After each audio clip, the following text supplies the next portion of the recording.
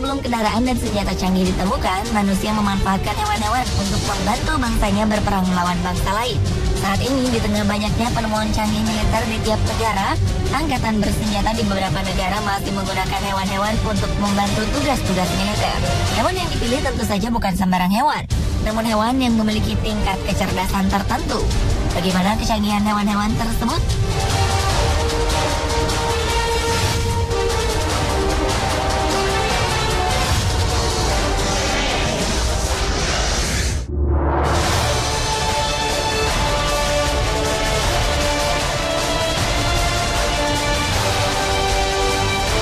Di laut, lumba-lumba dan singa laut menjadi hewan favorit angkatan bersenjata. Kedua hewan ini memiliki kemampuan dan keahlian yang sangat membantu tugas-tugas militer. Spesies singa laut California merupakan hewan laut yang sangat berjasa bagi angkatan laut di Amerika. Hewan ini memiliki kepala dan moncong yang tajam, mirip seperti anjing dengan bulu-bulu pendek. Bagian kakinya berbentuk sirip yang berkulit kasar dan berkuku. Tingkat kecerdasan singa laut cukup tinggi, sehingga ketika para ahli di Amerika mempelajari kemampuan kognitifnya, mereka menemukan bahwa singa laut mampu mengenali lingkungannya yang terancam bahaya. Hewan yang suka mengadopsi anak sesamanya ini memiliki penglihatan yang baik walaupun minim cahaya di dalam laut. Pendengarannya di dalam air pun sangat luar biasa. Dalam hal berenang dan menyelam, singa laut bisa berenang dengan kecepatan 40 km per jam dan penyelaman berulang hingga kedalaman 300 meter.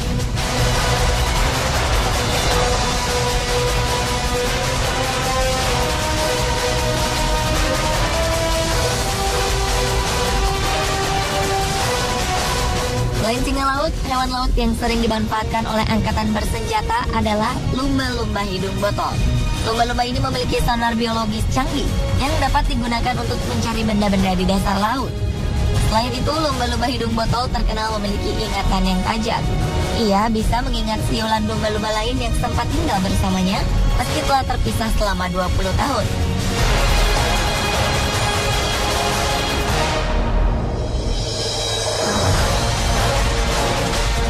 Singa laut mampu mengenali lingkungannya yang terancam bahaya. Kemampuannya inilah yang membuat Angkatan Laut Amerika melatih singa laut untuk mendeteksi ranjau dan penyelam musuh yang mengintai teritorial Amerika Serikat. Hewan-hewan ini dapat melakukan tugasnya dalam hitungan detik sebelum musuh menyadari apa yang terjadi. Singa laut mampu menyematkan pengait dalam kaki penyelam yang dideteksi sebagai musuh. Pengait itu akan menarik sang penyusup ke permukaan untuk ditangkap.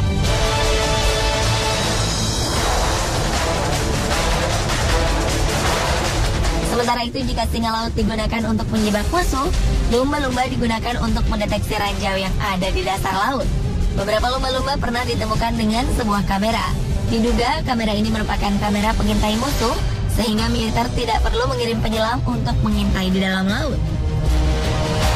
Kelemahan lumba-lumba adalah sulitnya mengontrol keberadaannya di musim kawin.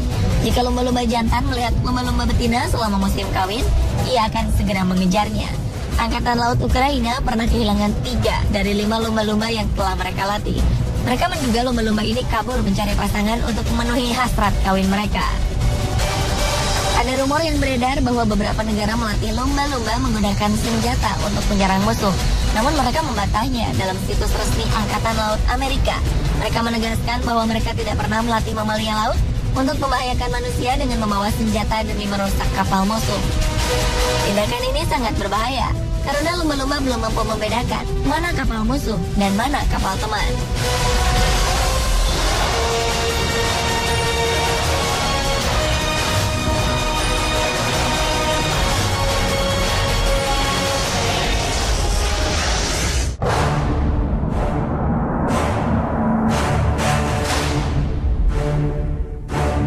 Seperti hewan laut, beberapa jenis hewan di darat juga sering dimanfaatkan militer untuk membantu mereka dalam menyelesaikan tugas.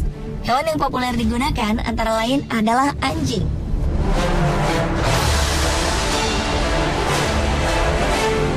Anjing bersifat setia dan tingkat kecerdasannya yang tinggi membuat setiap angkatan bersenjata wajib memelihara anjing dan melatihnya untuk membantu tugas-tugas kemiliteran. Salah satu jenis anjing yang paling diminati banyak angkatan bersenjata adalah German Shepherd. Kecerdikan dan kekuatan yang dimiliki anjing ini dimanfaatkan sebagai pelacak, mata-mata, dan juga kurir. German Shepherd jantan biasanya setinggi 60-65 cm, sedangkan yang betina tingginya sekitar 55-60 cm. Anjing ini terkenal dengan sifatnya yang dingin, namun berkelakuan baik. Tapi jika mendapat tekanan, ia akan memberikan perlawanan yang tidak bisa diperkirakan oleh lawan.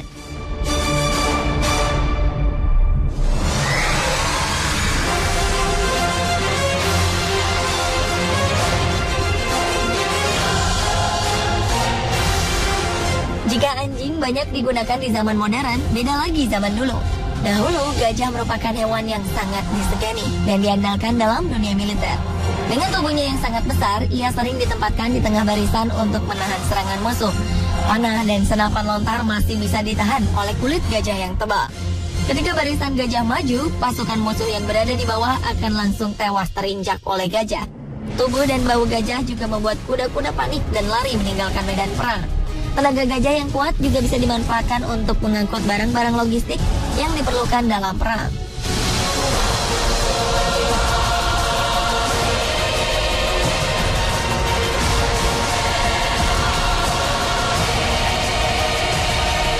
Anjing biasanya mengabdikan diri sampai usia 8 tahun. Setelah usia tersebut, tenaga anjing mulai berkurang dan tidak bisa maksimal dalam kegiatan militer. Ada perdebatan dilematis dalam menghadapi anjing-anjing militer yang sudah tua. Latihan militer membuat anjing-anjing ini sangat agresif pada gerakan-gerakan dari orang tidak dikenal. Hal ini sangat membahayakan masyarakat sipil jika anjing tersebut beristirahat di rumah. Akibatnya, anjing-anjing militer yang sudah menyelesaikan tugasnya ini akan dibunuh untuk menghindari bahaya yang dikhawatirkan tersebut. Namun hal tersebut terkesan sangat kejam, mengingat jasa-jasa yang sudah diberikan hewan setia itu. Pertimbangan inilah yang membuat militer Australia mengeluarkan sebuah kebijakan baru. Anjing-anjing militer yang sudah tua akan dilatih emosinya agar dapat pensiun dan tinggal di rumah layaknya anjing peliharaan lain.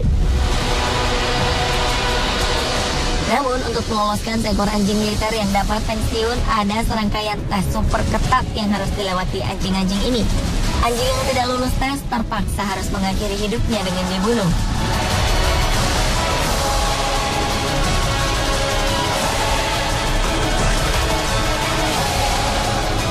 Sementara itu beda lagi dengan gajah. Walaupun terlihat besar dan lambat, jika dibandingkan secara psikologis, anjing lebih mudah diatur daripada gajah.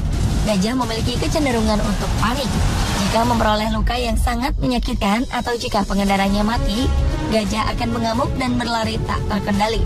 Keadaan ini memang bisa merugikan lawan, namun pihak pemilik gajah juga dirugikan karena gajah tidak akan bisa mengenali pihak mana yang terpijak oleh kakinya.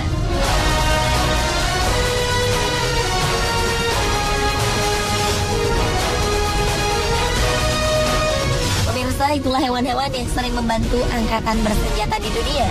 Menurut Anda, hewan manakah yang paling hebat dan berguna untuk kemiliteran?